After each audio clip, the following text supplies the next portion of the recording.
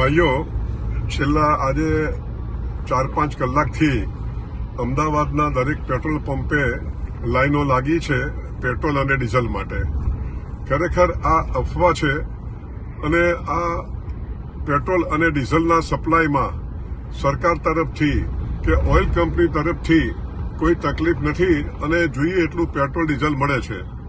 અમને સરકાર તરફથી કે ઓઇલ કંપની તરફથી કોઈ એવા આદેશો અમને નથી મળ્યા કે પેટ્રોલ અને ડીઝલ તમારે ઓછા પ્રમાણમાં વેચવાનું.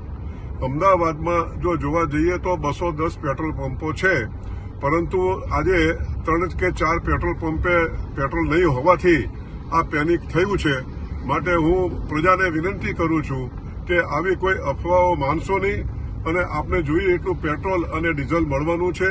અને આવું જ્યારે પરિસ્થિતિ હોય ત્યારે આપણે અફવાઓ ન માનીને અને પેનિક ન કરવું જોઈએ. અને અમારા પેટ્રોલ પંપને ના ડીલરોને આપ સાથ અને સહકાર આપો તેવી અમારી નમ્ર વિનંતી છે.